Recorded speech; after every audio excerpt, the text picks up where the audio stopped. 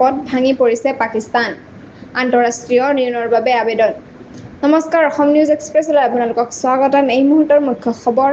ভাৰতৰ অপাৰেচন সিন্দুৰে পাকিস্তান আৰু পাকিস্তান অধিকৃত জম্মু কাশ্মীৰত সন্ত্ৰাসবাদী ঠাইসমূহ লক্ষ্য কৰি যি আক্ৰমণ চলাইছে, তাৰ ফলত পাকিস্তান এতিয়া গুৰুতৰ সামৰিক আৰু অৰ্থনৈতিক চাপৰ সন্মুখীন হৈছে। পেহেলগাম গণহত্যাৰ প্ৰতিশোধ হিচাপে ভাৰতীয় সেনাই সফল অভিযান চলোৱাৰ পাছত পাকিস্তান এতিয়া আন্তৰ্জাতিক সংগঠনৰ ওচৰত তৎকালীন ঋণ আৰু কূটনৈতিক সহায় বিচাৰি আহ্বান জনাইছে। পাকিস্তানৰ অৰ্থনৈতিক ব্যৱস্থাৰ সৈতে জড়িত এগৰাকী এক্স একাউণ্টৰ পৰা এটা খোলা আবেদন পোষ্ট কৰা হয় যে শত্ৰুৰ দ্বাৰা কৰা গুৰুতৰ ক্ষতিৰ পিছত পাকিস্তান চৰকাৰে আন্তঃৰাষ্ট্ৰীয় সংগঠনৰ পৰা অধিক ঋণ বিচাৰিছে। যুদ্ধ বাঢ়ি যোৱাৰ লগতে শ্বেয়াৰ বজাৰ ধ্বংস হৈছে। গতিকে সহায় আৰু উত্তেজনা হ্ৰাস কৰিবলৈ বিশ্ব সংগঠনক অনুৰোধ জনাইছো, ৰাষ্ট্ৰবাহীক ধৈৰ্য ধৰিবলৈ আহ্বান জনাইছো। IMFৰ পৰা প্ৰায় $8.8 বিলিয়ন ঋণ থকা পাকিস্তানে ইতিমধ্যে বৃহৎ ঋণগ্ৰস্ত দেশ।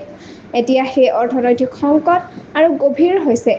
KSE100 সূচক 23 এপ্ৰিলৰ পৰা এতিয়ালৈকে ৭,৫০০ পইণ্ট মানে ৬% পৰ্যন্ত পতন হৈছে।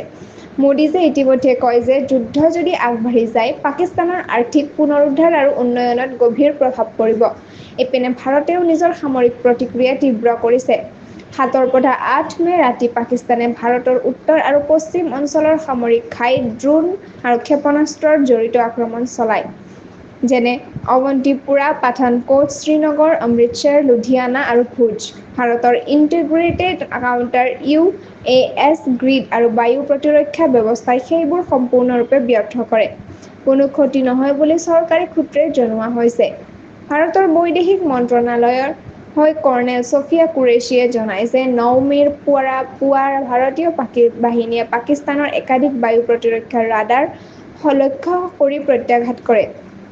তেওঁ মন্তব্য দিয়ে, পাকিস্তানে যি ক্ষেত্ৰত আক্ৰমণ চলাইছিল, ভাৰতেও সেই একে ক্ষেত্ৰত একে প্ৰাবল্যৰে প্ৰতিক্ৰিয়া দিছে।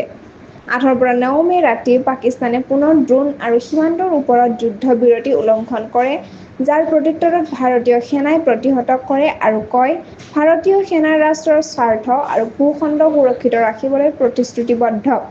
সকলো কুচিন্তাৰ প্ৰত্যুত্তৰ শক্তিৰে দিয়া হ'ব। এই আগৰেই একে ৰাতিত ৫০ৰো অধিক পাকিস্তানী ড্ৰোন ভাৰতীয় বাহিনীয়ে নামি পেলায়, যাক এক বৃহৎ কাউণ্টাৰ ড্ৰোন অভিযান বুলি কোৱা হৈছিল। সংযুক্ত হৈ থাকক অসম নিউজ এক্সপ্ৰেছ চেনেলটোৰ লগত। লাইক, কমেণ্ট, শ্বেয়াৰ কৰিবলৈ নাপাহৰিব। লগতে কাষতে থকা